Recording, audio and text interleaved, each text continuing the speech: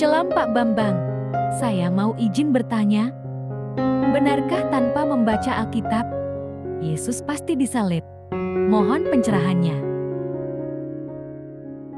Ya, pertama begini, secara historis, secara sejarah.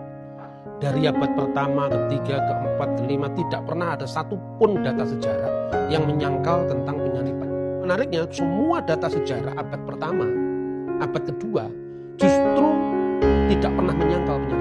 Dengan kata lain, tutuplah Alkitab. Gak usah dibaca Alkitab, Yesus disalib itu fakta sejarah. Saya berikan contoh, misalnya ini karya Yosefus.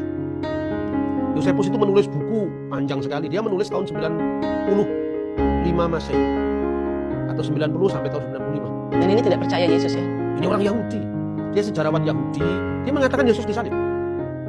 Talmud Yahudi yang nyalib Yesus saja mengatakan Yesus itu disalib. Jadi tidak ada fakta sejarah manapun juga yang mengatakan Yesus tidak disalib. Karena ini fakta.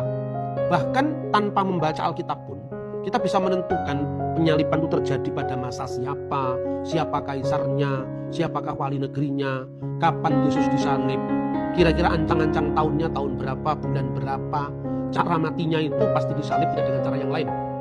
Sebut satu contoh misalnya. Seorang selain Yosefus, seorang ahli hukum Roma, dia menulis sekitar juga tahun 90-an, namanya Claudius Tacitus. Ahli hukum Roma sekaligus dia senator Roma. Dia menulis masa kapan Yesus disalib, itu pada zaman apa Yesus disalib.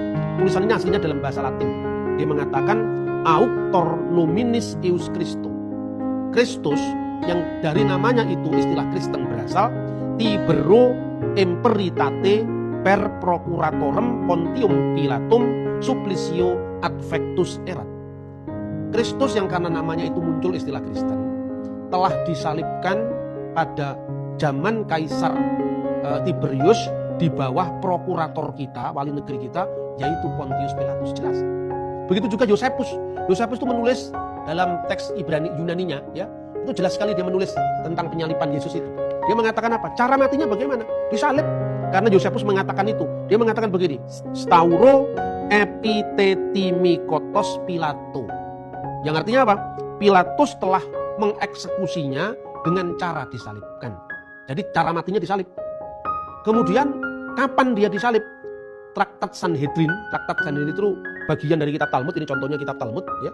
Ada banyak traktat Sanhedrin, traktat Yoma, traktat Megillot Ta'anit. Pada traktat Sanhedrin 43a, dia mengatakan jelas bahwa Yesus itu matinya digantung BRF Pesach pada persiapan Paskah. Nah, Paskah yang dimaksud ini bukan Paskah Kristen, tapi Paskah Yahudi, yaitu Paskah keluaran dari tanah Mesir yang dirayakan setiap malam tanggal 15 bulan Nisan, kira-kira bulan purnama Paskah Yahudi.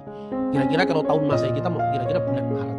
Ini jelas kapan dia mati, siapa yang menyalib di bawah Pontius Pilatus, wali negeri Yudea sebagai jajan Roma, kaisarnya namanya Tiberius. Ya, tercatat semua. Tercatat semua, dan tidak hanya itu. Misalnya ada lagi catatan Mara ben Serapion. Dia ini adalah filosof Stoa yang hidup di Syria pada saat itu. Dia membandingkan kematian Plato, kematian Sokrates yang dicatat Plato seperti kematian Yesus. Dia raja orang Yahudi itu telah disalibkan. Hukumannya apa? Bangsa Yahudi terpencar-pencar di seluruh dunia setelah dia kalah perang. Itu nulisnya dekat dengan peristiwa. Jadi artinya hampir semua data sejarah mencatat itu. Ada lagi catatan seorang sejarawan, kira-kira agak akhir tuh tahun 170, namanya Lucianus dari Samosata. Dia mengatakan apa? Kaum Kristen itu seperti yang kamu tahu menyembah seorang sampai hari ini yang mengemukakan ritus baru dan disalib karena alasan itu. Itu fakta sejarah. Tidak bisa dibatalkan hanya karena keyakinan teologis tentang Yesus tidak disalib, apalagi hanya tafsiran. Saya kira itu nggak bisa menutup penyaliban Yesus itu sama dengan Anda menutup matahari dengan sapu tangan. Nggak mungkin itu fakta sejarah. Tutuplah Alkitab, nggak usah dibaca Alkitab. Yesus itu disalib. Jadi penyaliban Yesus itu tidak tergantung Alkitab ada apa enggak. Tapi kalau Anda tanya untuk apa Yesus disalib, jawabannya di Alkitab. Makna penyaliban itu dalam Alkitab. Tapi fakta sejarah sepanjang abad nggak pernah ada yang meragukan penyaliban Yesus. Oke Pak Bambang, penjelasan Anda sangat mencerahkan dan menguatkan iman kami. Terima kasih, Tuhan Yesus memberkati.